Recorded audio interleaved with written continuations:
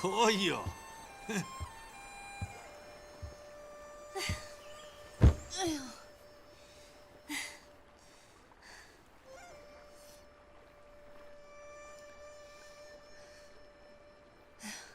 这陶干不是大当家屋里的吗？他来过呀？前2天来过。太甜了，不好吃。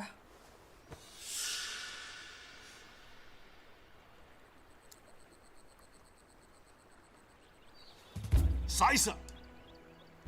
啊？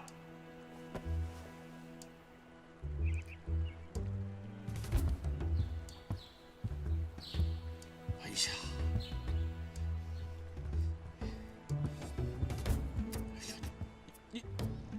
你啥意思啊？你这是？啊？我觉得呀，这个人呐，在做事情的时候，肯定要考虑一下别人的感受。比方说，你吃这个桃干儿，这个东西你咬了一口，你不吃又放回去了，这很难看哦。这不好吃啊！不好吃，你为啥子要吃嘛？我不吃怎么知道不好吃呢？好，哎呦，没事。我觉得你到我这个地方，不是来练武功的，你是来折磨我的，好吗？现在千机阵你也破了，滚吧！以后我再也不愿意看见你了。滚！你这老头怎么这么小气啊？哎呀，滚滚滚！我不跟你玩了！哎，瓜娃子！哎呦，真是让你娘晚上打你一顿，你就老实了。都怪那谢公子，如果他不来，姑父就不会走；姑父不走，阿飞就不会这么伤心。这半年里，天天在那洗魔奖里耍那破刀，想见他一面都难。要是他不来，就不会知道这江湖之大，还有这样的人。是时候该出去看看这江湖了。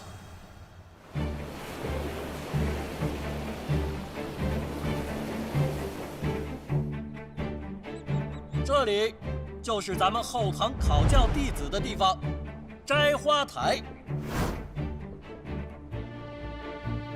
你们需要在规定的时间内拿到2张以上的窗花，方可出师，才有机会下山。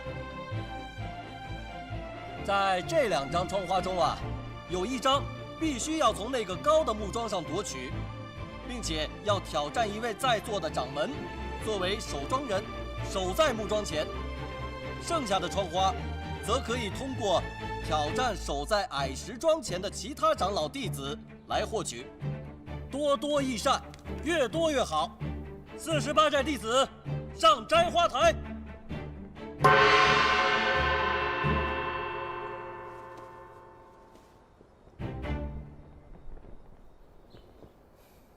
我哥用的是双剑，但是现在怎么变长枪了？是你挑战哪个门派，就要用哪一门派的兵器，啊，除非呢，你去摘木桩上那个窗花，才可以用自己的兵器。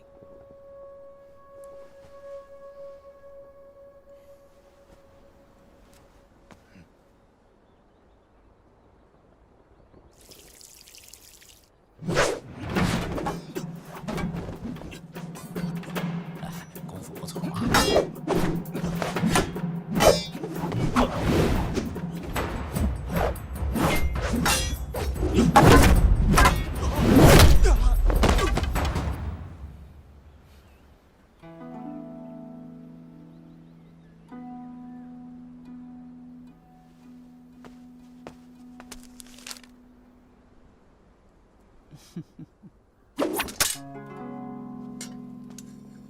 当年飓风一口气摘了12张纸窗花，看圣儿这心情，是要向他公开一下。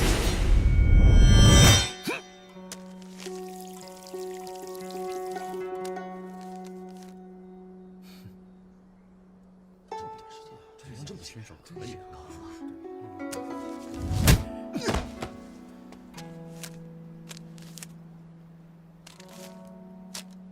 你说我哥这样子会不会拿到20张啊？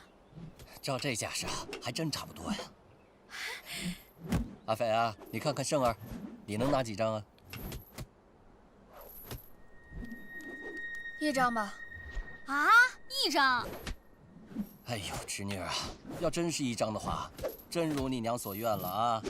在寨子里读一辈子书吧。就是阿飞。啊，那就2张呗。柱上的窗花，我想挑战明风楼掌门。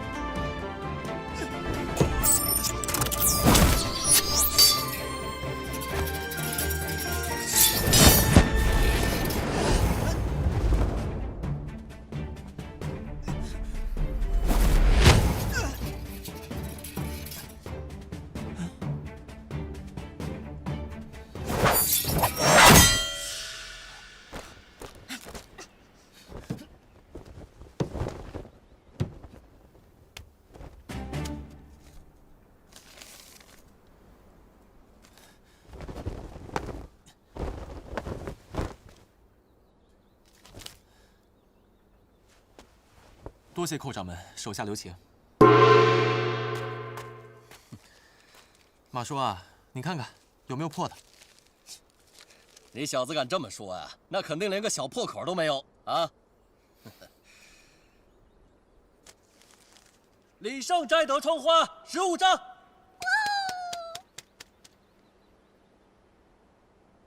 我直接拿木桩上的窗花，我要挑战大当家。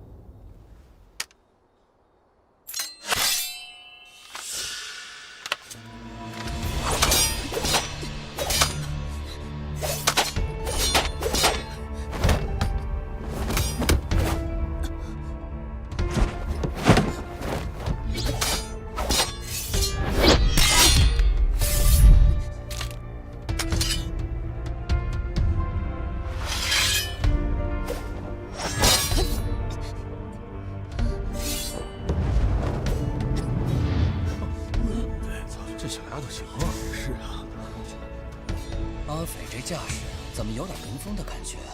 不会跟洗墨江有关系吧？阿斐是大当家领进门的，怎么会明风的功夫？阿斐这丫头，她能领会到明风鬼的精髓，嫁接到自己的道术上，用这一招对付大当家，可谓是天衣无缝啊！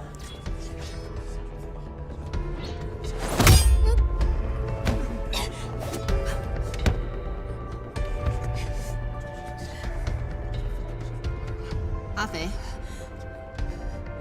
你爹来信了，说有事情交代你。你今天要是过得了秀山堂，我就给你；你要是过不了，你就留在寨子里读一辈子书。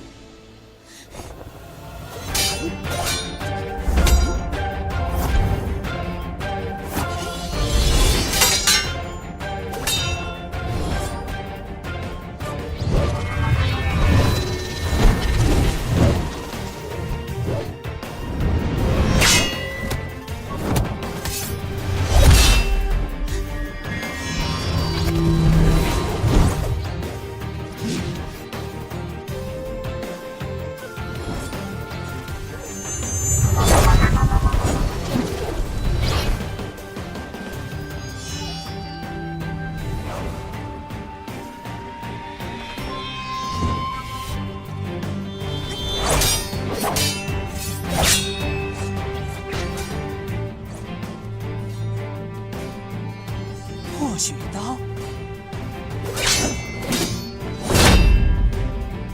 正的破血刀，就算你手里只有一张铁片，它也不会断。因为它不是玉石俱焚的功夫。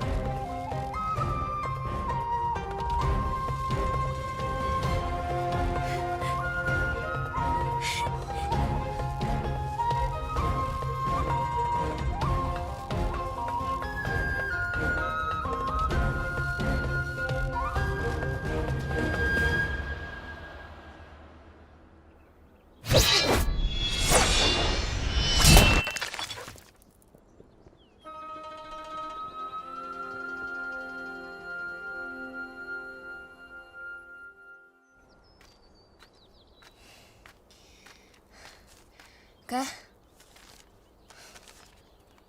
阿飞啊，这时间还早着呢，你怎么就下来了？不是2张就行了吗？不是，是2张就行了。可你这寨中弟子每个人一辈子只能上1次摘花台。你的成绩会纳入秀山堂，你这样的成绩后辈看了只会觉得你武功不行，成为笑柄。 2张就2张呗，这有什么好吹的？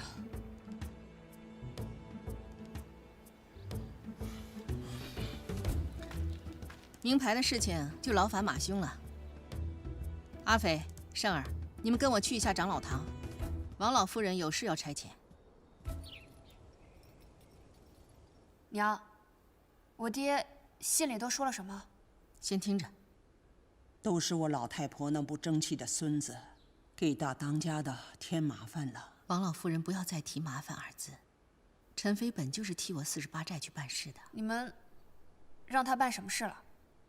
你爹不久前来信说有位贵客将至，要咱们寨中派人去接。陈飞他想出去长长见识，就请缨前往。月前你来信说已经到地方了，可就再没了音讯。陈飞师兄武艺不错，都能遇到险事，那是不是应该再多给他派几个高手啊？这得是什么贵客啊？ 接人这等寻常的事情，都能接出这种麻烦来。多嘴。老身这次会亲自出马，下山走这一遭的。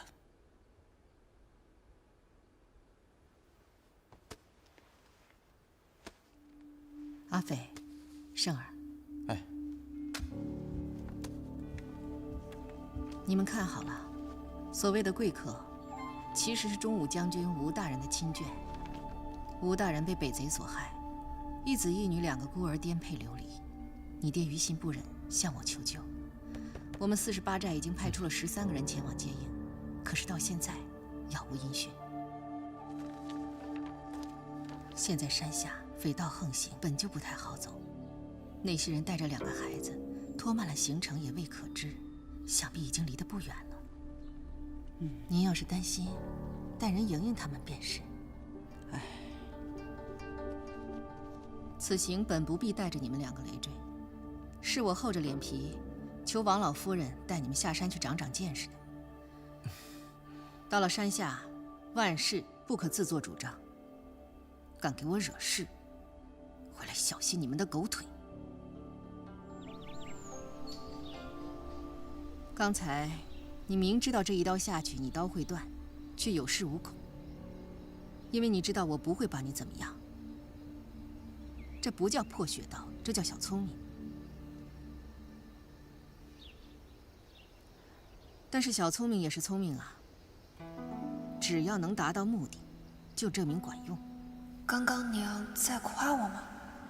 假如真的临到阵前，你知道这一刀下去会断，心里不免就会动摇。你不用否认，人都怕死，再微小的动摇，那也是动摇。 可是不管我心里怎么想，刀确实是会断啊。难不成破血刀是一套教人不自量力的刀法？是无坚不摧。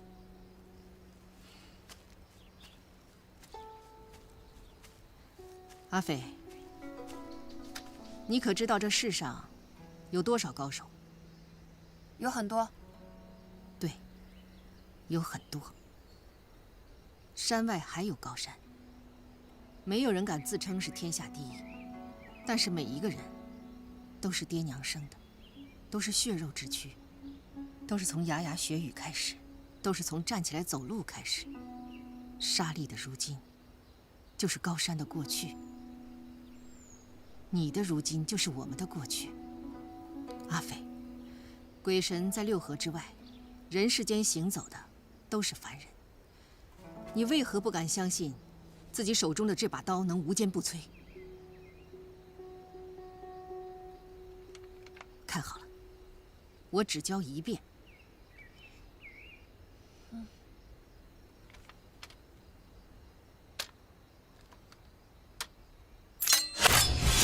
破血刀一共9式，是你外翁亲手修订的，乃极烈之刀。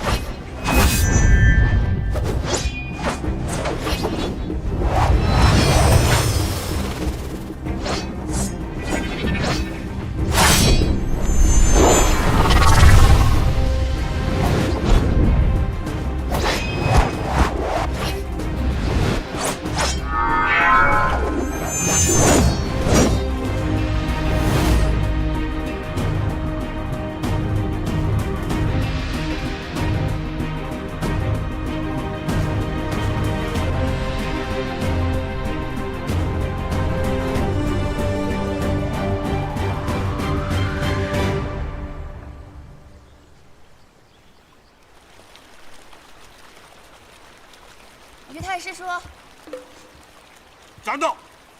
不要过来！平常你都叫我糟老头子，今天你叫我于太师叔，你心里头是不是有鬼？我有什么鬼啊？我这好不容易叫你一声太师叔，你还不乐意听啊？非得叫你老头子你才开心是不是？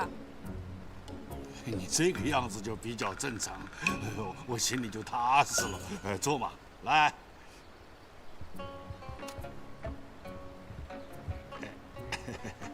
等一下哈。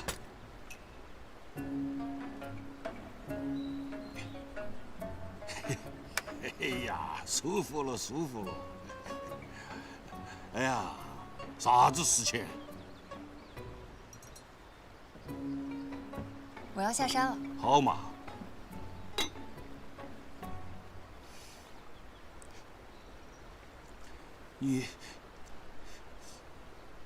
你过了秀山堂了？可以呀。来，给我吹一下，你今天迎的是哪个掌门？大当家。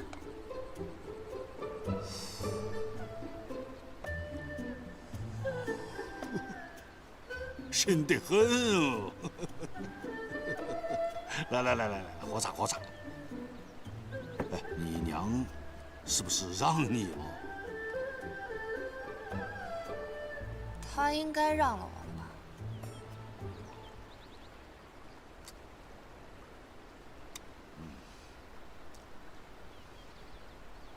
我娘传了我破血刀。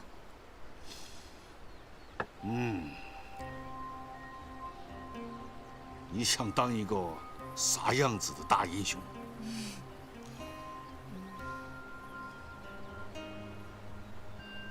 我没想当什么英雄。我觉得呀，一个大英雄，并不是说他一生中打败了多少人，杀了多少人，而是说他在江湖中帮助了多少人，拯救了多少人。这样的人，不像有些人掌握了一点点的本事，称王称霸。但是你放心，在江湖上，这样的人，终究有一天会输得很惨。当年的民丰楼以贩卖情报为先，我们得罪了太多的人，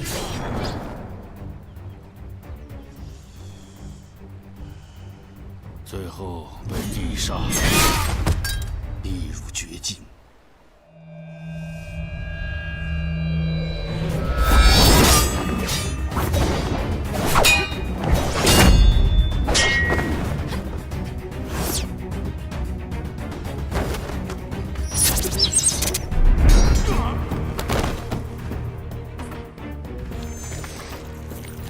透骨青可不是普通的毒药，中了透骨青，很快就会全身僵硬、毒发身亡。你就乖乖等死吧。这就是一群只认钱不认人的探子，别跟他废话了，动手！就在这个时候，出现了一个人。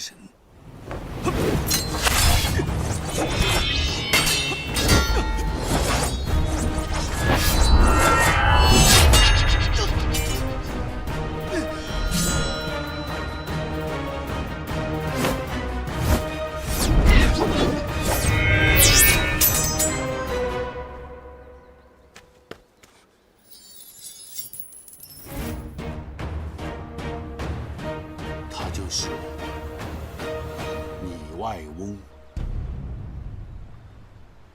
在下李征。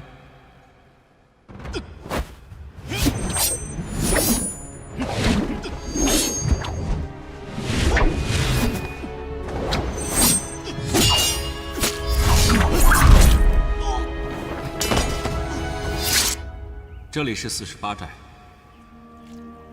你已服下了归阳丹，透骨青之毒已解。只要你终生不离开这些潮湿的环境，便无性命之忧。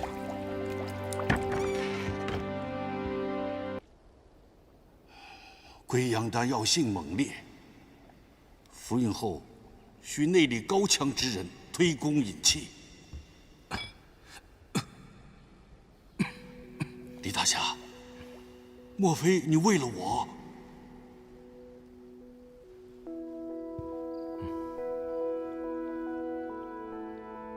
他不顾自己的安危，不计自己的得失，不计前嫌，拯救了明风楼。明风楼若是有意隐退江湖，不如就留在这里。但我们这些人就是一些拿钱办事情的探子，得罪人的事情我们做了很多。若是进入了48寨，可能会辱了你南刀，还有48寨的名声。名声不名声的，别人爱说什么，让他们说个够。我李征才不在乎。这样的人，就是我心目中的大英雄。所以，明风楼愿意为了他，用一生守护48寨，用自己的性命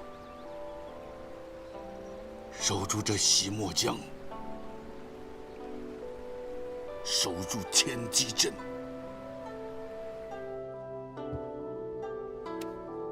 我南刀李征，正式邀请明风楼加入48寨。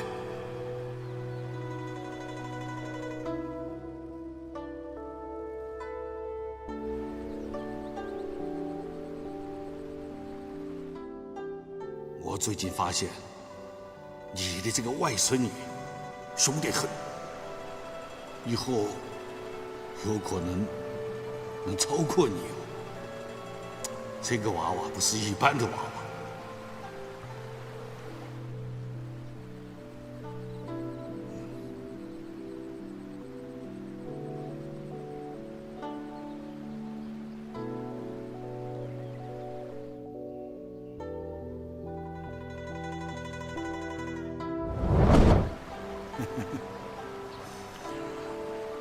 有福气。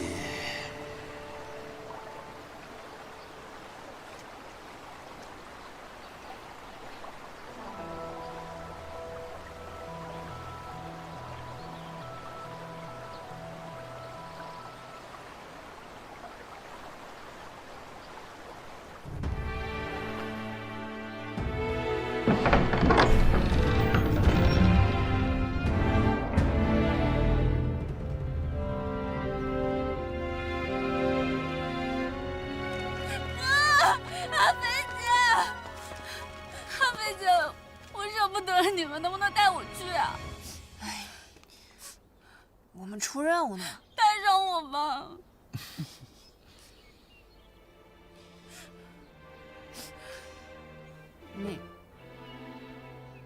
你去访问我娘。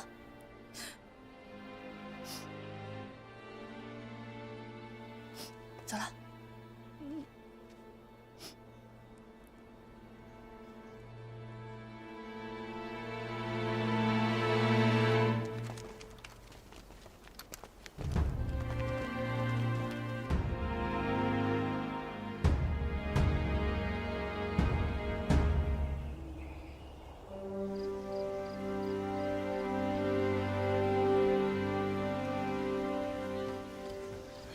您的茶。张少侠，前方就是霍家堡了。我看为什么突然改道？稍作休息吧。又在这停留这么久？那好，有劳了。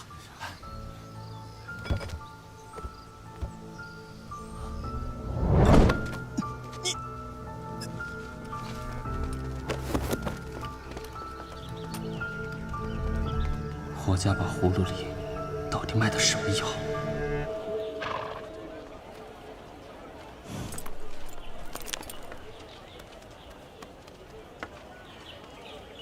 老夫人，这家当铺是我们48寨的暗庄之一，我们平时的往来书信呢，都是通过这里。你们俩先上车，我去打点一下啊。好。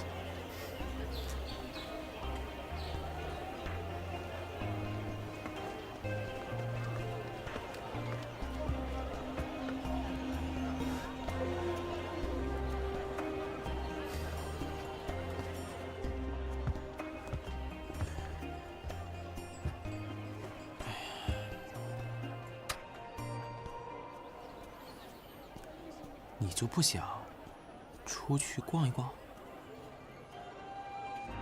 之前有人告诉我，山下的百姓食不果腹，看来又被骗了。那是因为这里是春回镇。那又怎么样？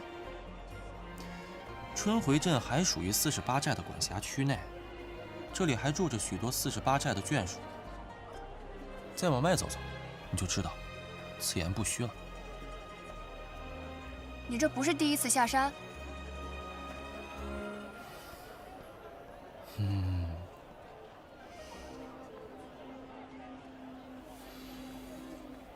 你这一天天的老闭着眼干什么？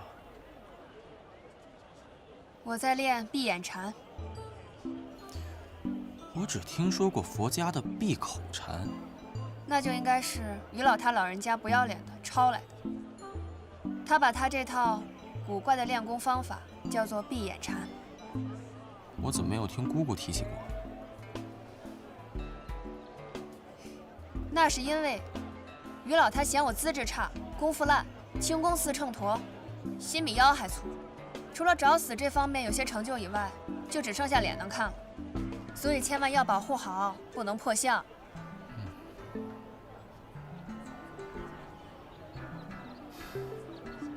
每当我被困在江心的时候，他就让我坐在一边闭目冥想，脑子里不断描摹一招一式。久而久之，我也分不清是自己真的在练，还是只是脑子里想想。不过用闭眼禅修来的招式，倒是也不比亲自练的要差。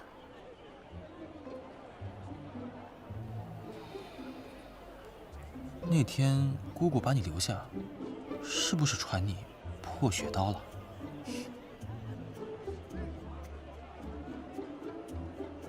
他给我比划了一遍，想看吗？想看，我可以给你使一遍。我不稀罕。阿飞、生儿，几处暗庄都没有陈飞的消息，想必他还耽搁在敌军地界。我们出发。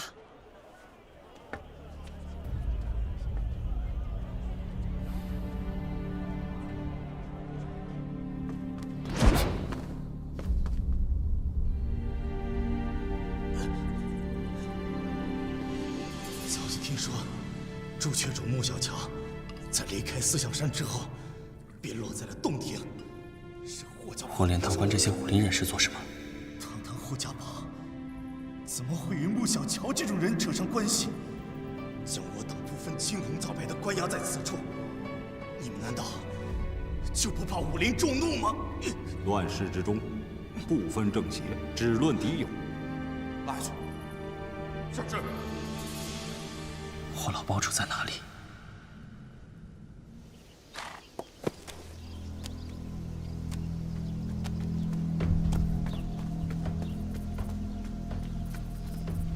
大宗主，属下打听到，那霍家堡似乎在山间建立起了一座黑牢，还秘密囚禁了许多武林人士，不知意欲何为。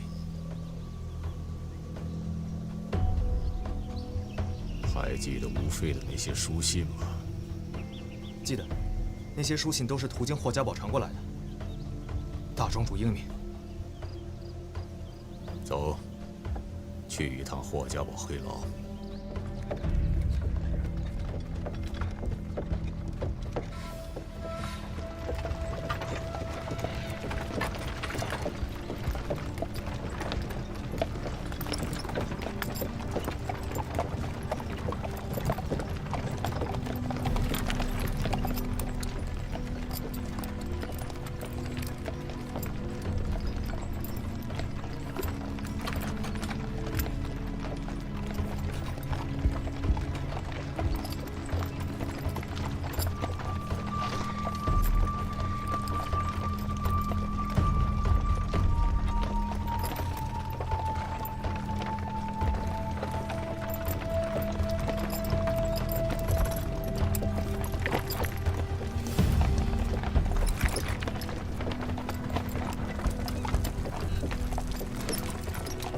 小朋友，给你点吃的，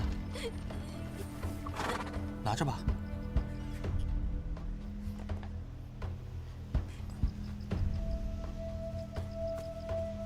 干什么啊？走开！生儿，怎么回事？这里的村民好像不太欢迎我们。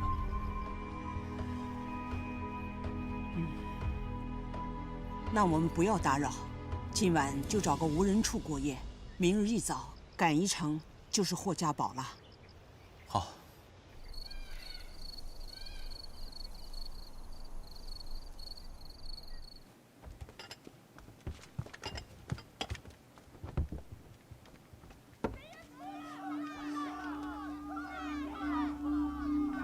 有人喊我们贼人，去看看。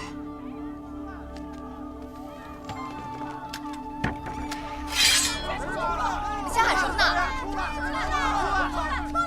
各位，我们途经此宝地，是不是犯了各位的什么规矩？你们要脸就算了，为什么还要杀我的儿子？杀人？各位，我们没有杀过人，一定是有什么误会。别跟他们废话，今天我们就是跟你们同归于尽，同归于尽！各位，生儿偿命！你们，各位听我说，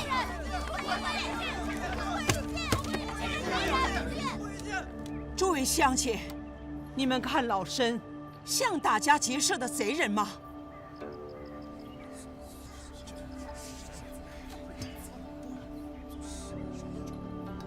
我这趟出来，也是来看孙子的。给这孩子买身好衣裳，好好葬了吧。你们将我们误认为是贼子，想必那伙人也是武林人打扮。不过，此地离荆州只有1天的路程，这霍家堡就在附近，怎能容许一群武林人做盗贼横行？自霍家堡堡主生病以后，我们就再也没见过霍家堡的人。什么大侠，都是强盗啊！队长，贼人，真正的贼人，他们来了，就在村口。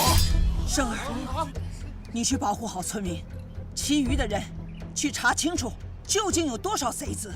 是。阿飞，你跟我去会会他们的头。好。可是，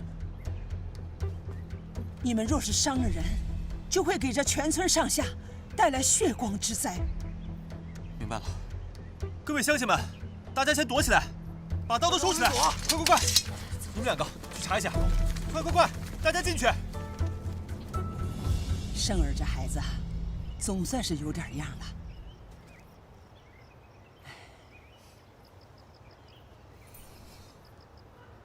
一会儿见到贼子，你把钗子递过去。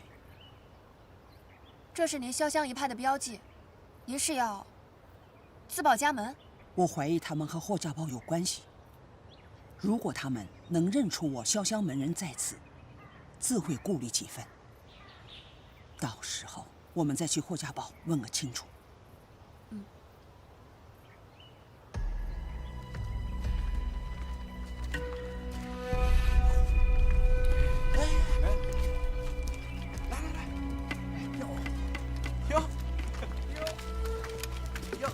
原来是个美貌的小娘子啊！哟，怎么会点儿？哟，会点功夫啊？几位壮士，我一个老太婆，不过是带着孩子回乡，实在不是什么富贵人家。这样吧，我这儿还有件金器，这位壮士拿去当个酒钱也好。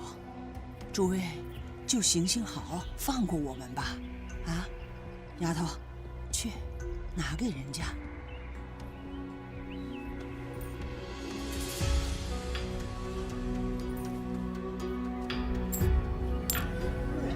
哇，老夫人，您真是通情达理呀！不如您将这马车一并舍给我们吧。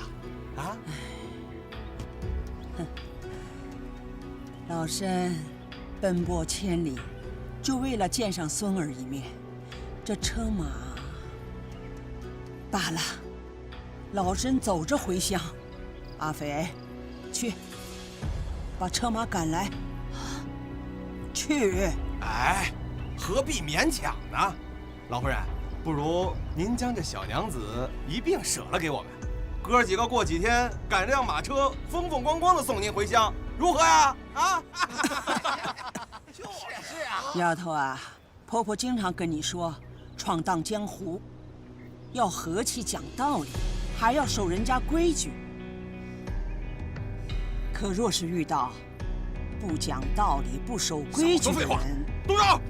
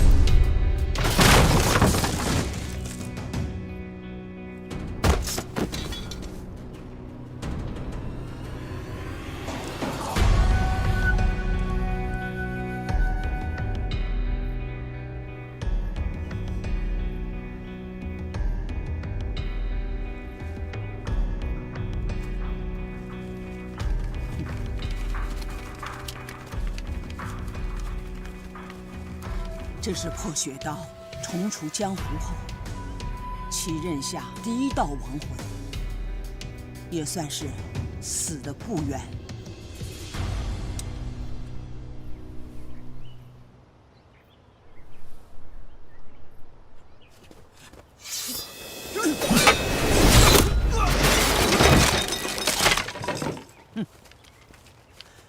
这20年来，没有在江湖上出现的潇湘使，今天算是又见血了。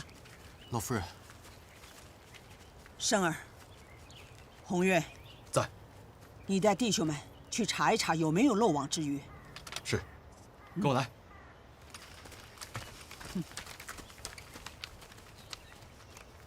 这些该死的贼人，死有余辜。生儿，你掀开他的裤脚，看看他的腿。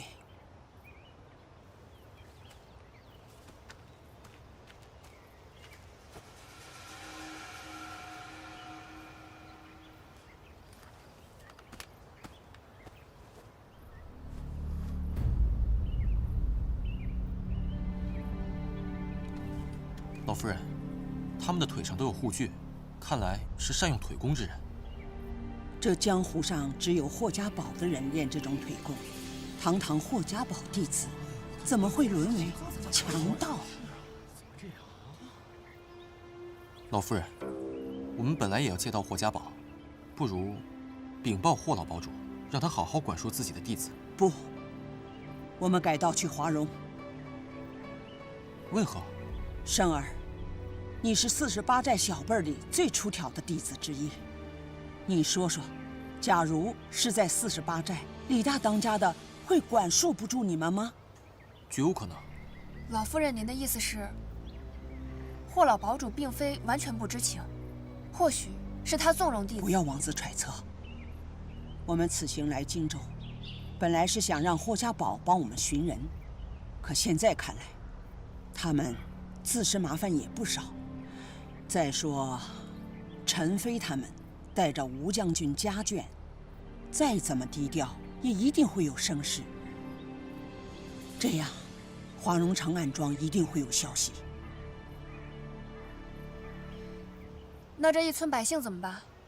如果这群匪徒当真是霍家堡中人，恐怕此地不宜久留。诸位乡亲，还是速去投奔亲友吧。投奔谁去啊？到哪儿还不都是一样的吗？现在有谁还管我们的死活呀？到了48寨，我娘一定会管。诸匪，别多嘴。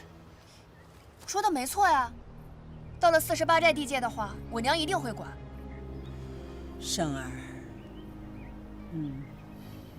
废患无常，但是湖湘地界，48寨所在的地方，百姓尚还安居乐业。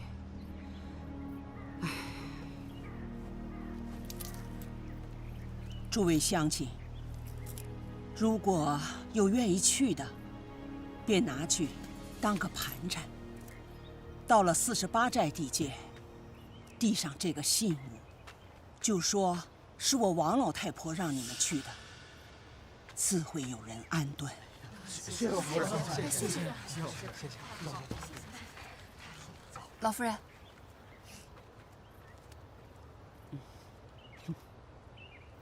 阿飞，今天你做得对。人手中的武器可以杀人，也可以救人。你这次用手里的破血刀救人，做得对。王老夫人，这群匪徒来的突然，不知道陈飞师兄他们会不会有危险。我想先行去打探一番，好有个准备。不着急，你一人去太危险，我们明日再商议。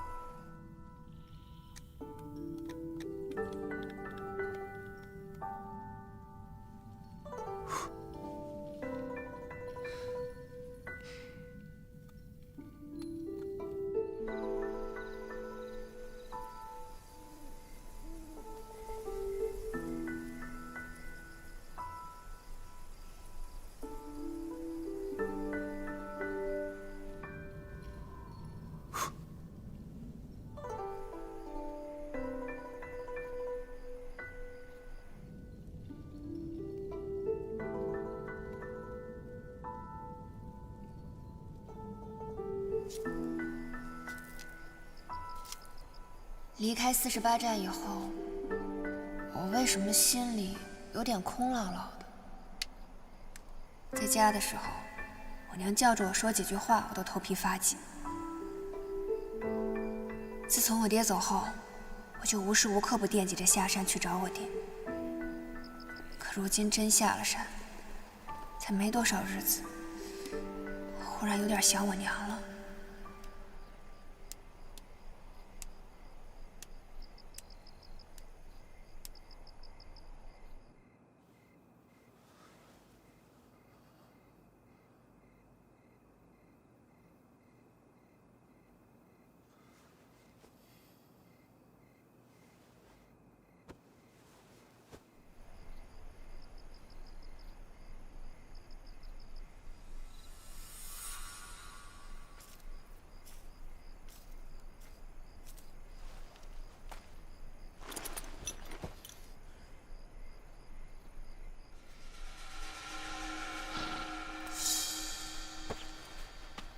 李少，去哪儿啊？去。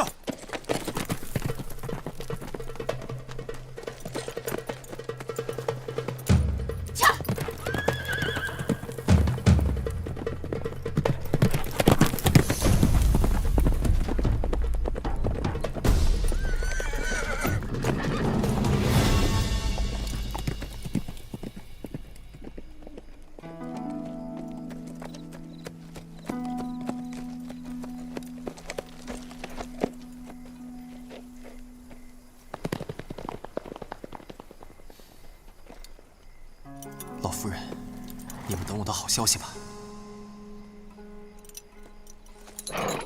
去。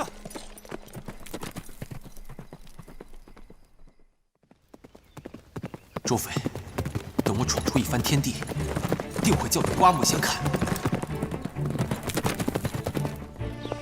李婆婆，这个时候你还添乱？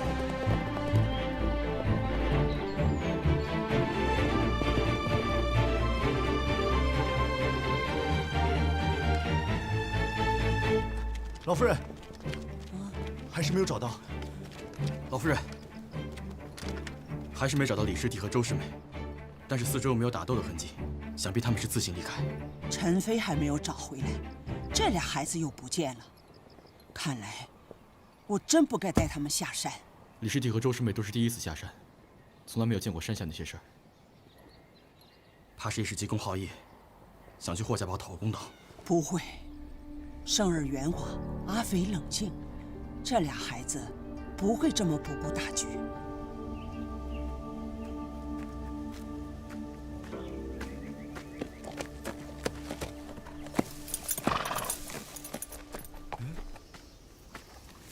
这哪儿来的好马呀？难道是那些被抓走的人跑掉的坐骑？哈哈哈哈！今天真是得来全不费功夫呀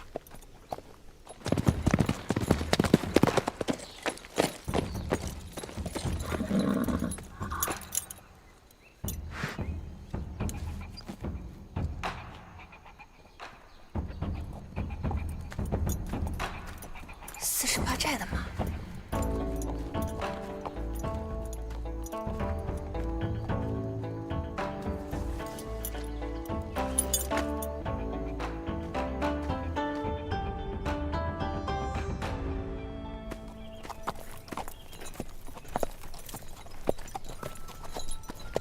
兄弟们，我回来了，我还带回来一匹好马。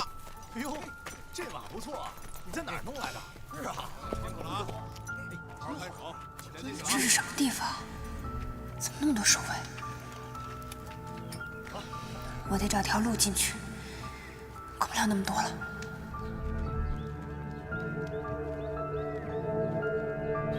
什么人？追！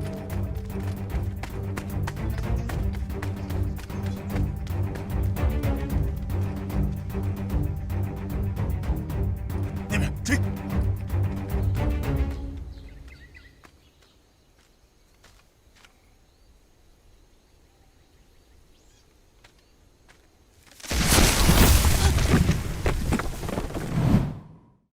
看清楚是什么人没有？似乎是个小姑娘。快去查明那个丫头的身份，掘地3尺也要把她给我挖出来。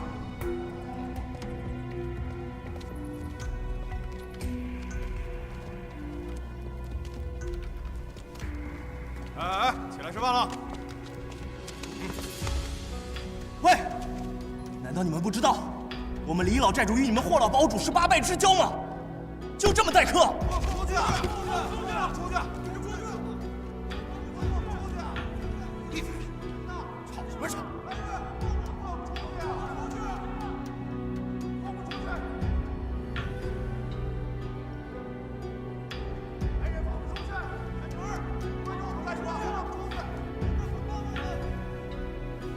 闭嘴！放出去！放出去！吵什么吵？再闹也跑不出去。再吵，当心我的鞭子！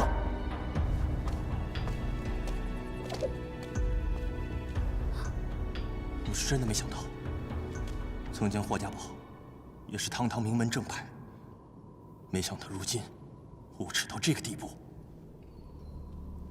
姐姐，爹爹不是说江湖人士都是侠肝义胆的英雄好汉吗？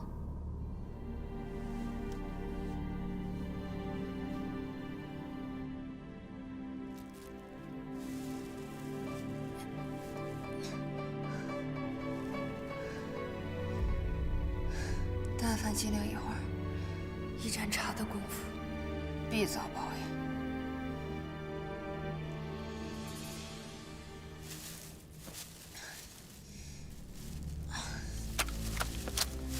我这究竟是得罪了哪路神仙？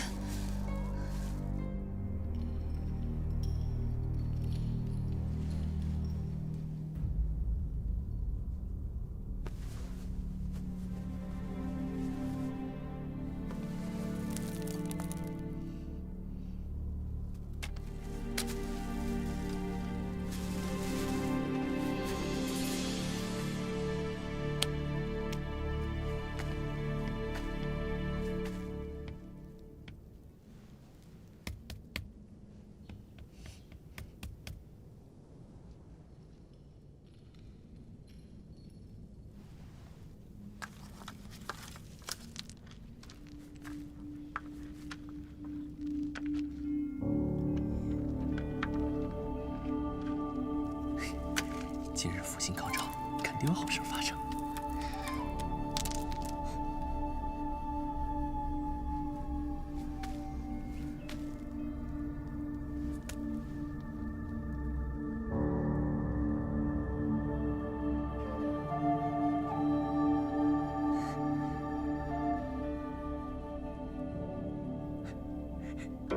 没事儿，你好呀。你是什么人？是被关进来的吗？可不是嘛，这里啊还关着不少人呢。你进来的时候没看到吗？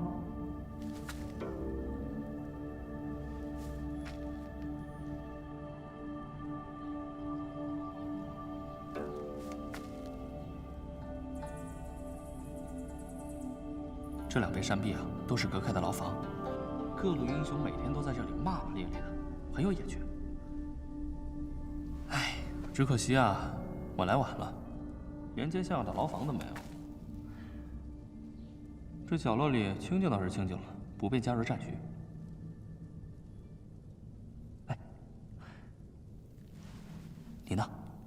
你又是怎么进来的？我是因为这缺了大德的山是空心的，滚下来的。啊！哇，你那边竟然不是牢房啊！这里的主人是谁？为什么要抓你？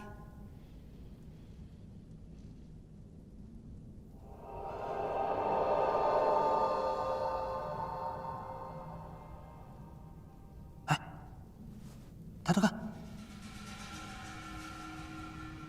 你左边有一丝光漏下来了，往那边走走好吗？好不容易来了个漂亮小姑娘，快给我洗洗眼睛。这口气怎么有种熟悉的感觉？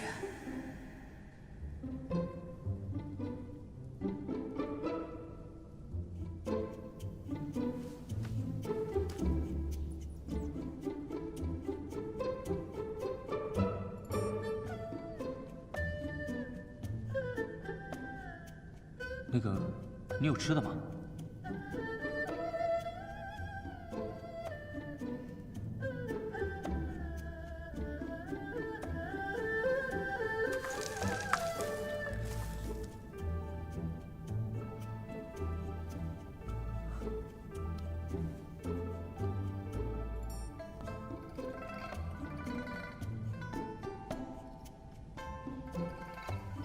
我随身带着喂狗的。这个不会是喂狗的吧？果然是那只狗。你是夏梅梅？水草精？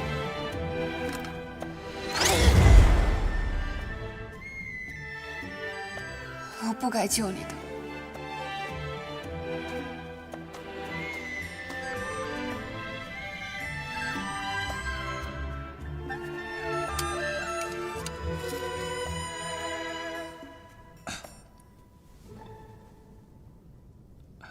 谢美美，是当初逗你的，你叫我谢允吧。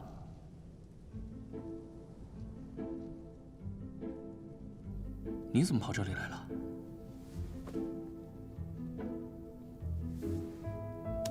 我们是来山下办事儿，但是我表哥好像被抓了。怎么我每次遇上你，你跟你那倒霉表哥都能摊上点事儿啊？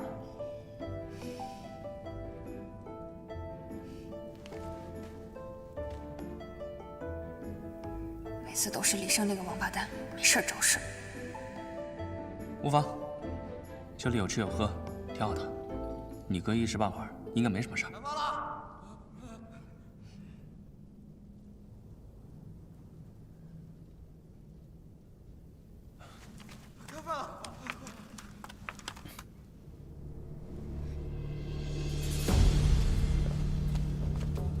快！你呢？来，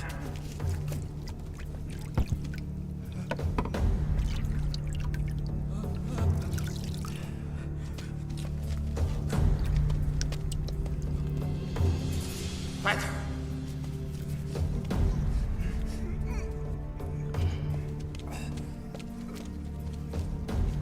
哎，又吃饼了。刚才看到一个女贼跑过去没？你是黑牢暗无天日的，要是能看到，也只能是女鬼了吧？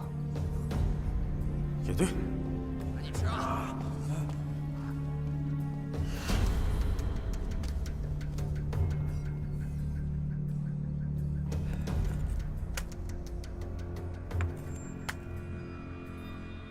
没事，刚才送饭的来了，外面好像还在找你。对了，你饿不饿？我还好。那你要不饿，我就先吃了。要是饿的话，我就打上点再吃。不用客气，随便。哦。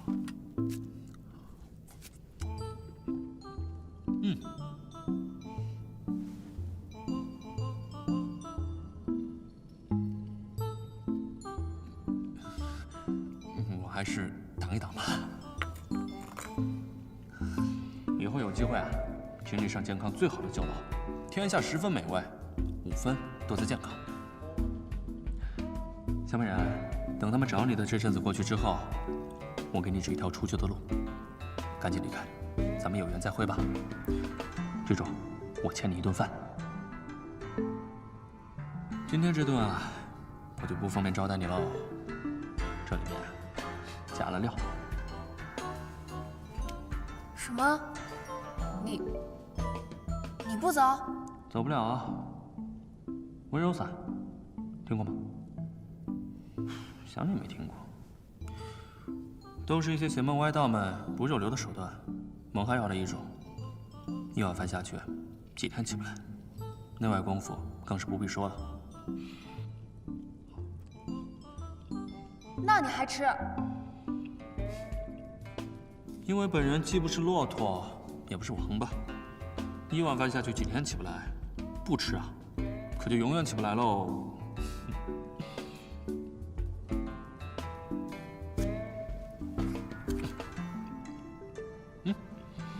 咱们虽然萍水相逢，但是每次见面都能险象环生，也算是半个生死之交了。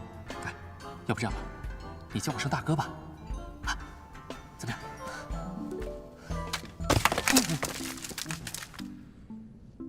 我没杀你已经算很客气了，你居然还敢跟我套近乎！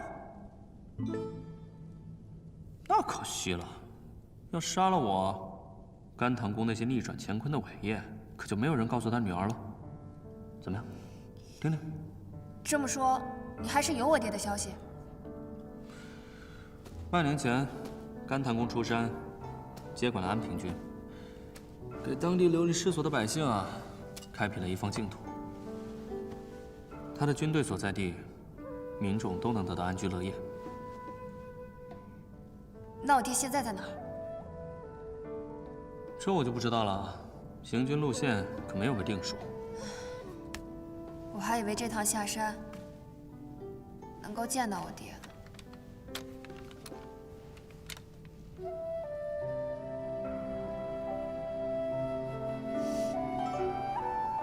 滚！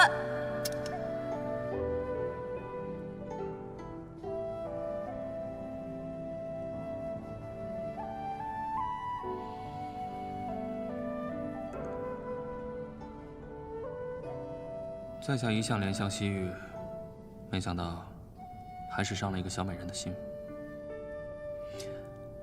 美人，若你还恼我，叫你砍我一刀，出出气可好？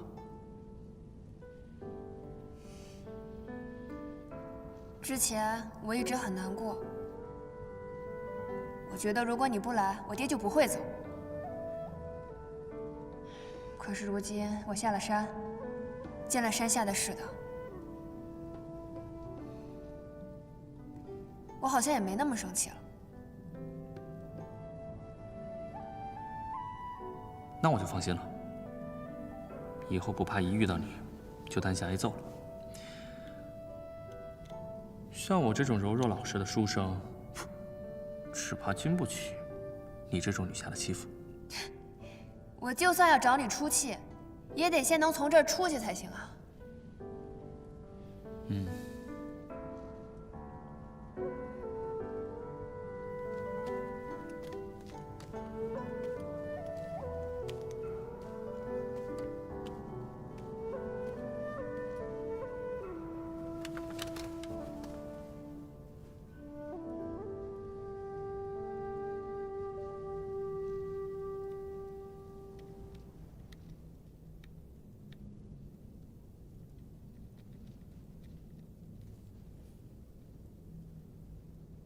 问你个事儿，这到底发生什么事儿了？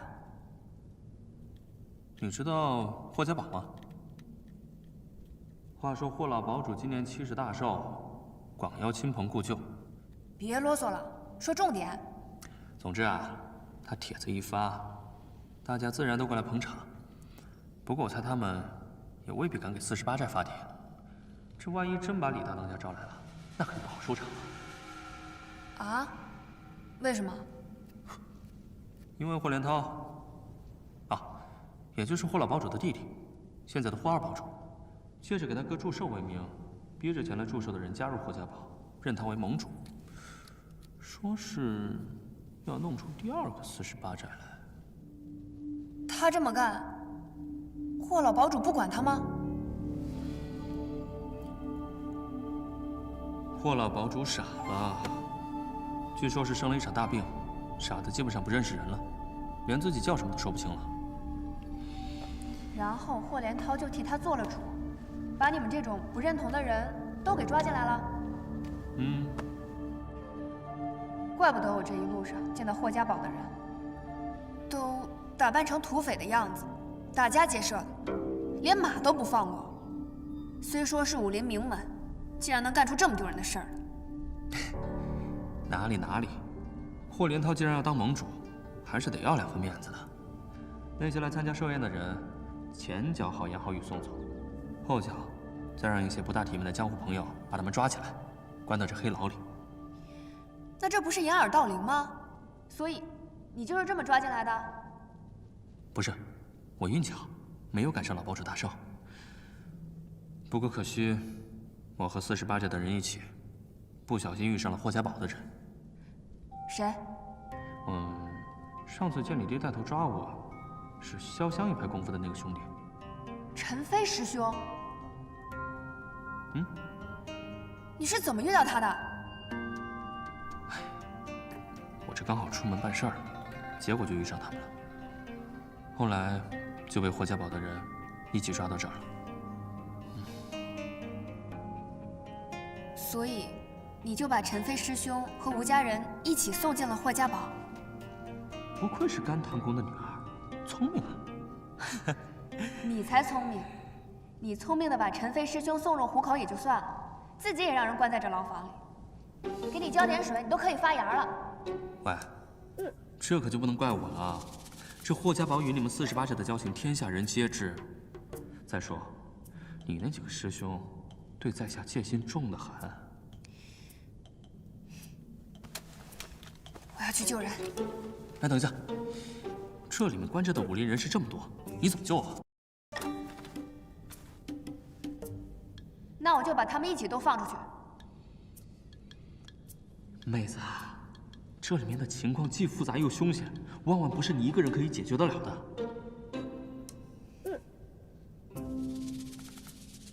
这样吧，我跟你详细说一下这里的地形，还有些岗哨。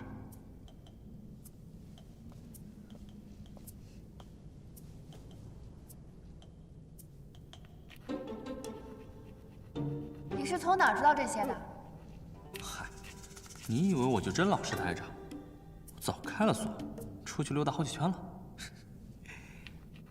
你既然能溜出去，那为什么不去救人啊？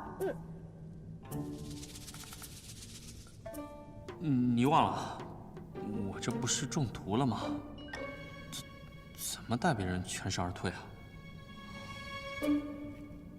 哎，你看，这地牢分为上下2层，守卫众多。最后，到这里就可以出去了，明白了吗？哎，石子镜，石子镜！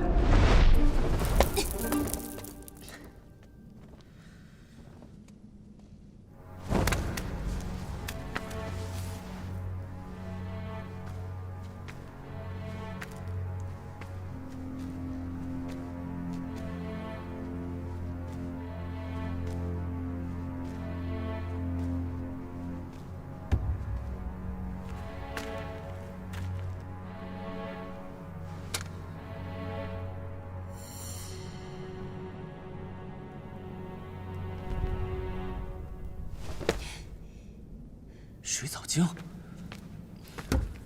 你怎么进来的？厉害吧？开门。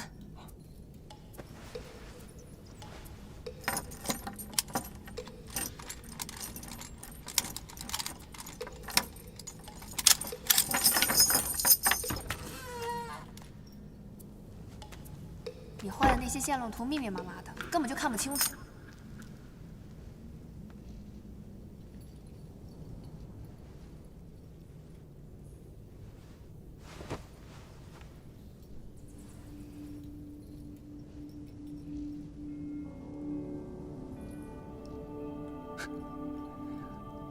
女侠，你到底看不看得懂地图啊？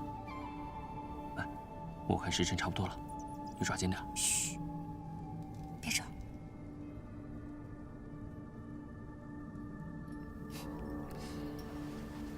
看来这黑牢上下2层关了不少人啊。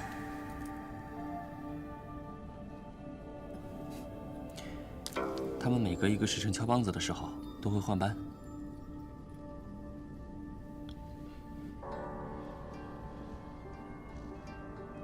好了。哎，对了，你上去以后啊，如果见到一个红衣如血的人，千万不要迟疑，立刻走。这些老江湖们什么坑蒙拐骗都经历过，他们自然会有脱身的办法，你千万不要多管闲事。回到家以后，立刻找你们长辈去霍家要人。你放心，这个节骨眼上，华连涛不会想得罪李大当家。他肯定会把你陈飞师兄安然无恙的放回去。那然后呢？你们怎么办？我昨儿夜观天象，不日必有是非发生。你全当不知道这件事，找到人以后，尽快离开。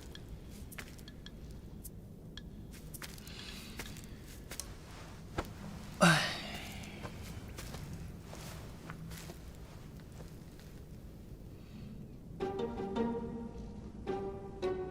喂，你瞪我干什么？我可是一个有原则的人，绝不会指使小美人去做危险的事情。我待在这儿挺好的，我们兄弟3个有说有笑，再住上2个月也不寂寞。哪儿来的兄弟3个？骄阳、青天，还有我。是石头、沙子，还有你吧？我看你是病入膏肓，想必你救不回来了。对了，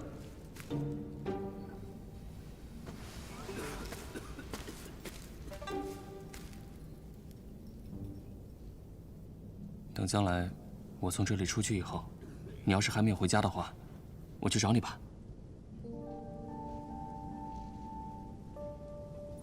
还有一件挺重要的东西要给你的。啊？上次我擅闯你们家，虽然是受人所托，但到底害你爹娘分隔两地，还连累你断了一把刀。难为你还记得。这件事情我一直都挺在意的，便想着替你打一把。只可惜还没有找到好的材料，所以就先送你一把木头的。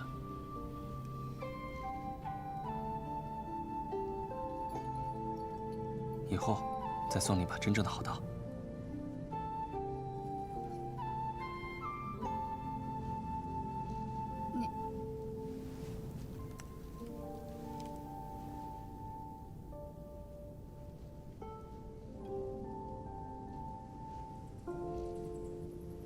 你真的不走了吗？人多了容易打草惊蛇。你进来的时候啊，想必是惊动了这里的守卫，上面已经有人开始抓捕你了。唉，放心吧，我命大，你啊，还是先救你自己出去吧，省得连个报信的人都没有。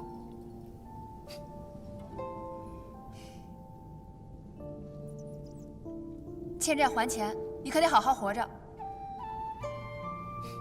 知道了。